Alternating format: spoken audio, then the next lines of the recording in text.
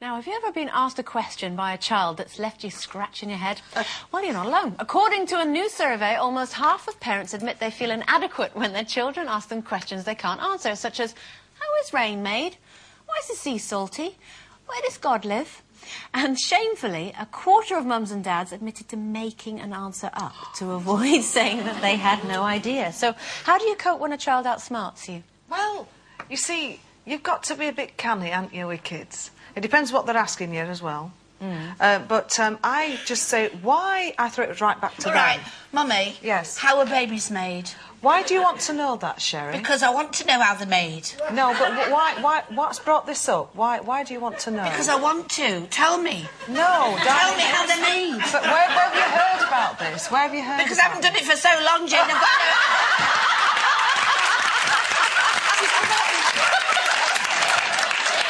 Now, that's how you do it, you see. You keep throwing it back to you because then you get the root of why they're asking You're you. good, Jane Yes, McDonald. I should have had a houseful. I should have had a houseful. You're very good. I'm going to have to bear that in mind when I go... Why? Oh, Steve, just say why.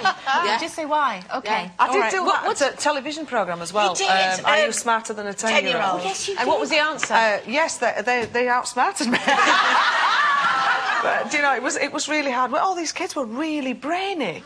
And I realised how thick I was. But I was glad they were there because they were helping me as well. So it's a good programme to be on. But you see, I live in a fantasy land. No, do you? Yeah. So the thing is, when, you know, Keely asked me things, I would make it up. Yeah. You know, so like, because she used to say, like the sea in the salt, Why is the sea sea in the salty? salt, sea in the salt, Why is the salt sea in the sea. salty? And I used to say, because there's a man in Cornwall that lives in a house and he's got a salt garden, and that when he's got too much and it's all grown over, he throws it into the sea. We used to go to Cornwall a lot because my ex-mother-in-law used to live there. See, I think and I that's said, lovely. The house is there.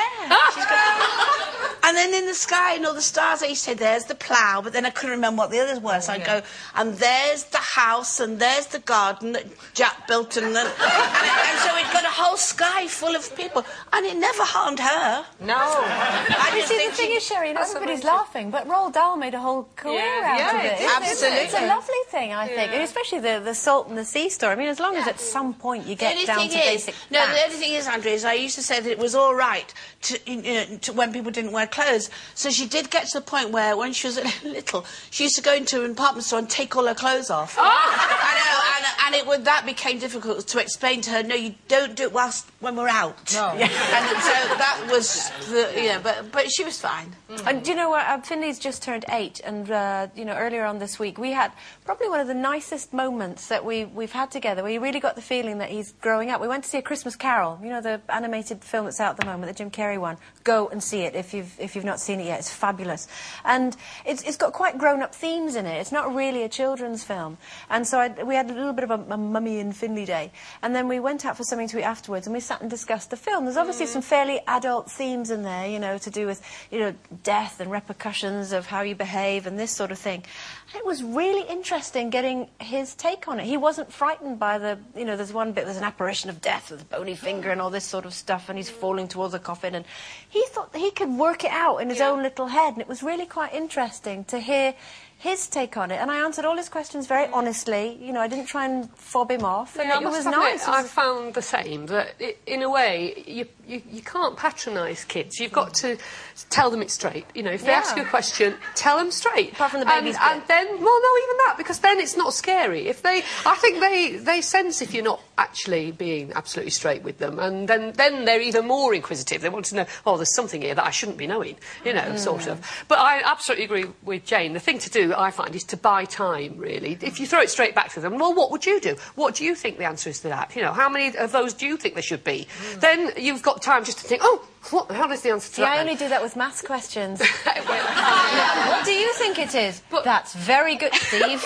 But I found out it's not actually important for you to know the answer. What you do need to know, though, is the website. See, my dad always said that I was found in a basket in the back of somebody's back garden. Oh, it's congenital. And I always then, did, isn't it? yeah. Yeah. Maybe I got it from him. Oh, yeah. Maybe he was right. I was, though. But the nice thing, actually, talking of grandparents, the nice thing is I quite often say to my kids, well, you ring your granddad, he'll know. Because my dad's got one of these minds that just remembers everything. You know, some people do, don't they? And I just say, oh, come ring your granddad, he'll know. I'm busy, I'm making the tea. Can I take your granddad's number? Absolutely. He'd love to get involved when you don't.